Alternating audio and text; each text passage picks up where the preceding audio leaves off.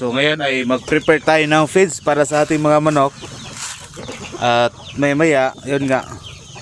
Oh, may kanin, may tira-tirang mga sliced bread. Wala pa tayong hinahalo ng mga organic. Kasi kaunti pa lang yung natanim natin na madridiagwa yan, no? So yan, prepare tayo ng feeds. So ngayon ay with feeding tayo, no? Kasi may hinahalo tayo na kanin at saka sliced bread. So hindi pwedeng dry feeding. So with feeding mostly dito sa akin. Yan. Ay, pakita dito ito doon. Yan, no?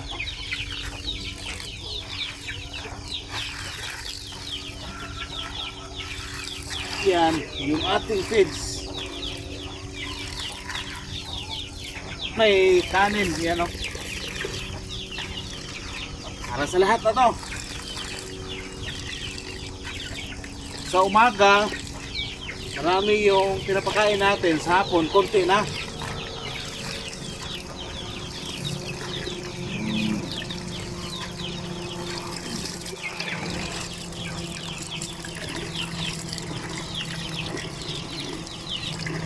At maya pag-usapan natin kung paano ba makabenta ng mabilis sa ating mga native chicken. Okay? So, babad natin for 5 minutes siguro. Tapos saka tayo magpakain sa kanila. So yan po ay pinapakain na po natin yung ating mga manok dito sa may net.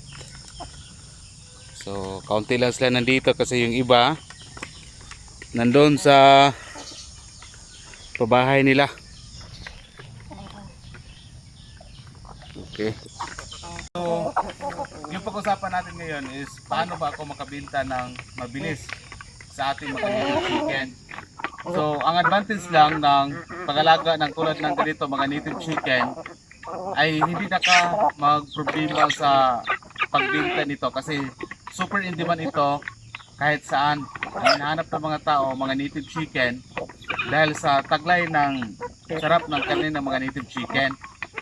Pero kahit hindi man ang ating native chicken, kung itatago mo siya, kung hindi mo ipaalam sa mga tao na meron kang mga alagang native chicken, siyempre walang bumibili sa iyo, di ba?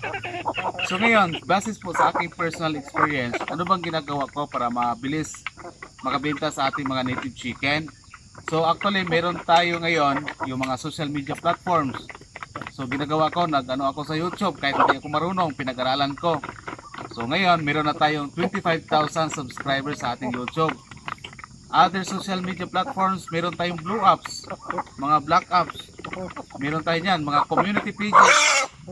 community pages, mga marketplace. Pwede po tayo mag-post doon para gawin nating visible o ipakilala na nag-exist po yung ating munting manukan. So kahit maliit lang po yung ating manukan tulad dito sa atin, ay marami pong bumibili. For example, nakita nyo naman sa mga ina-upload natin, sino ba ang mga buyer ko? Taga saan ba sila? Kami, ang location namin is in Bukidnon. So napakalayo. Yung aking buyer, taga saan ba? Batangas, di ba? Layo. Cebu, Davao, Tagum, Usami City, Naawan, dito sa Mindanao at marami pang iba, Orquita City, na ang dami pong in-order nila. So, lahat ba yon ng aking mga buyer na yon? Like Batangas, Cebu, taga Bukidnon kami, pero lahat ba yon ay personal ko ba sila mga kakilala? Siyempre hindi. So anong nangyari? Dahil po ay meron po tayong social media platform tulad po nito sa YouTube. O, dito tayo nakikilala. So meron tayong pages, o nag-message sila sa atin. Diba? So hanggang nakabili po sila ng maramihan sa atin.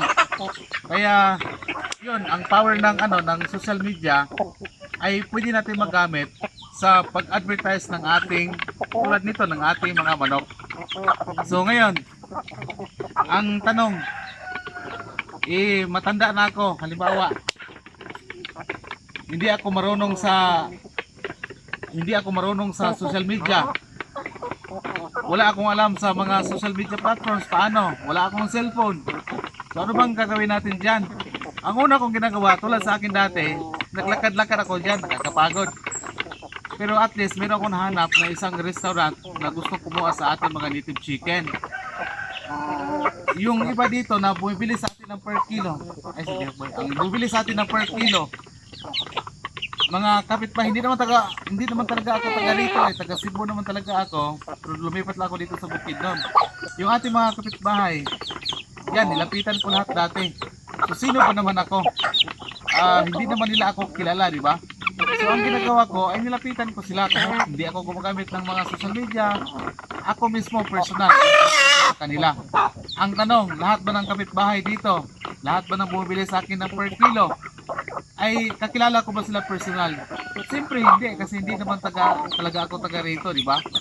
So para sa akin, yun lang ang pinaka the best na paraan na gagawin natin para magkaroon po tayo ng para mapabilis yung pagbenta ng ating native chicken. So dalawang bagay lang yung ginagawa ko, social media platforms at saka yung personal na ako pumupunta sa mga restaurant, kapitbahay. Kaya yun, tingnan nyo sa akin ngayon, mga OFW. Shout out pala kay Rene Ikina na nag-down sa atin ng almost 10,000 para sa ating Sampi native chicken. So yan, kahit OFW nagtitiwala sa atin para bumili sa ating mga sampin. Mga estudyante, yung nag-thesis na mga thesis project nila. Sino ba yun? Sila, hindi ko naman sila kakilala personal. Saan ba nila ako nakita? Sa social media, dito sa YouTube. Tapos nag-message sa ating page, nag-inquire about sa sampin. Ayan, so ngayon, mayroong kumukuha sa atin. May unang batch, next week may kukuha naman ng another na sampin ng mga sisiw.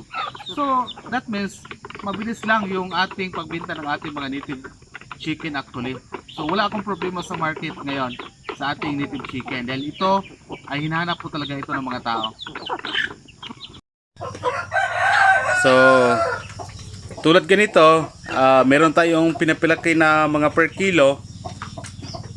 Yung format talaga na mga manok na hindi na pwede gawin para sa gawing breeder. Ayan sila, ang dami nila.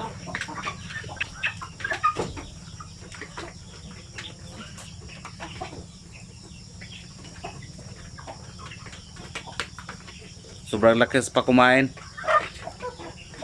2, 4, 6, 8, 10, 12, 14, 16.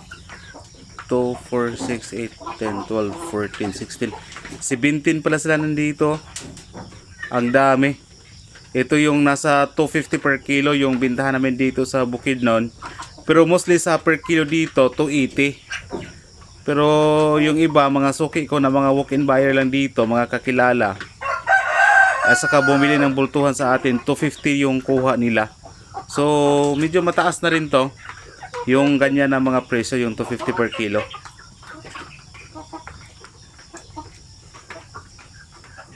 Next week, yun nga sabi ko kanina, may kukuha sa atin para sa thesis project nila, 25. 2 weeks old na mga sampi na mga sisiw.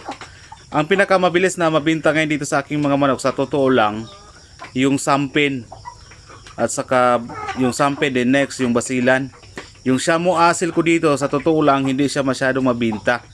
So ibig sabihin, mas lamang kung mag-alaga ka ng native chicken dahil mas madali siyang i-market yung ating native chicken kasi maraming nangangailangan ng native chicken. Kasi ito sila, wala silang growth hormone sila.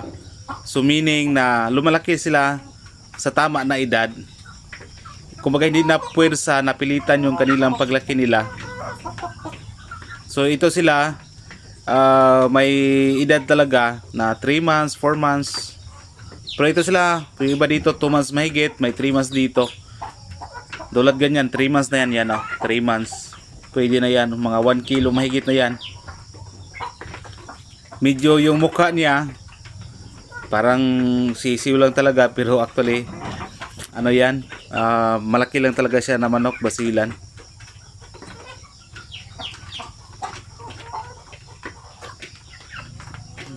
So ito yung ginagamot natin nung nakaraan. Ngayon, maganda ng kondisyon. Okay na. May ilan lang dito pero mga 3, 4 lang siguro yung nakita ko kanina, pero madali lang yan.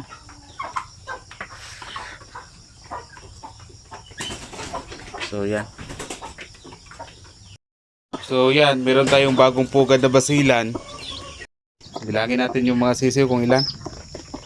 Basta lagi ng isa. Sige lang, ihara mo ng looban. Sa ito ni kay. Sa iti na. Ito niyo. Sige, so pila na? 3 na sa ikot. Sampin mo lagi ni. Uban. Di ay, basila na. Basila na siya. 2, 4, 6, 7, 8,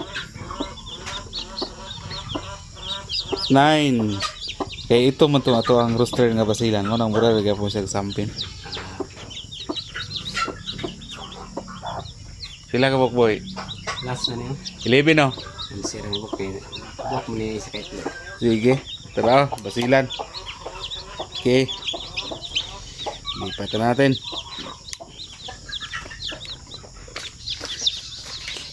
Eleven. Ang sisiw natin ngayon, dagdag. Basilan.